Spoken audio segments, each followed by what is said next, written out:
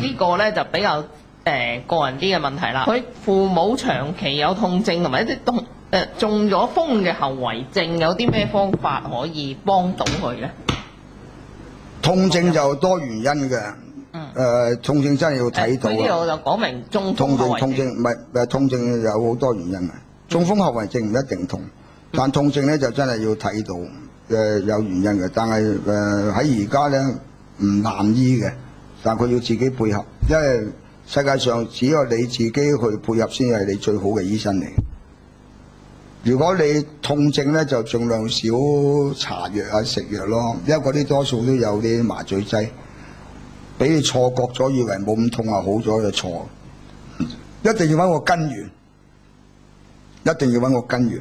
你揾唔到個根源咧，如果個醫生淨係俾藥你食，淨係打針咧，你唔使睇佢噶啦。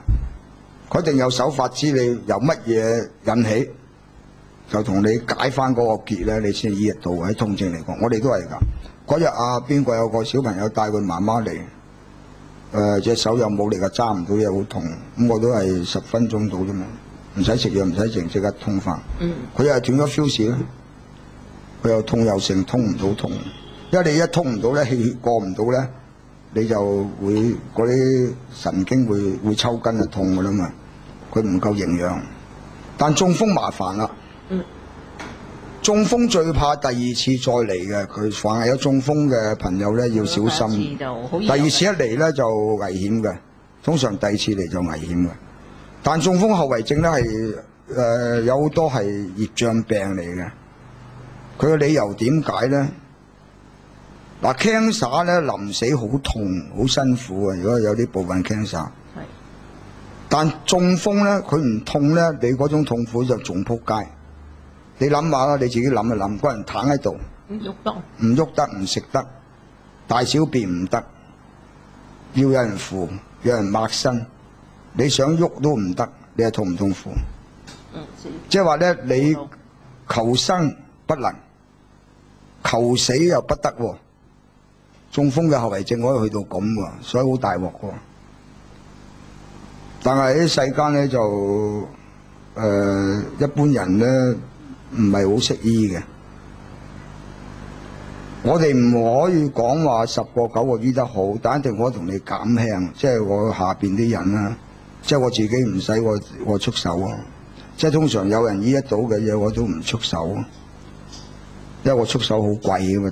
我冇錢冇命㗎嘛，我哋啲點會無端醫你啊？聽見你啱啱煮咗雞寮都收工啦，係咪啊？眼瞓啦，係咪？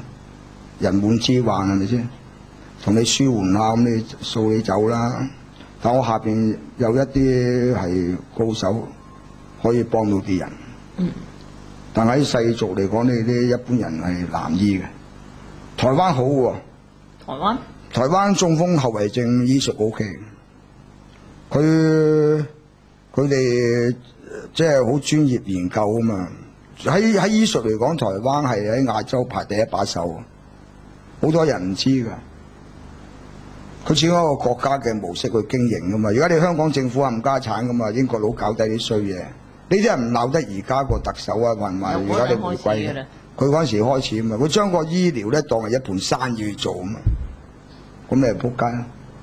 最初係對佢計死數啊嘛，佢當一盤生意嚟做。後尾又成咁樣搞到7個一皮，仲衰過舊時。佢扯冧你個社會個資源噶嘛，你啲人個個病唔好嘅，咁啊你而家你嗰啲議員，你咪要開張清單，叫呢個醫管局唔該，你每年買幾多藥翻嚟，用幾多錢喺邊度買，點樣買法，幾時出去遊埠，邊個去買啊？有咩拉楞？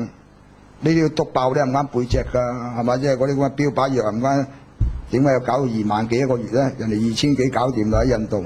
我講過好多次啦，你真係要有醫員要跟進㗎。你高永文嗰啲俾人恰㗎嘛，大啲新仔個隻醫人哋睇佢唔起。香港有炸醫爆好撲街㗎，啲魔王嚟㗎。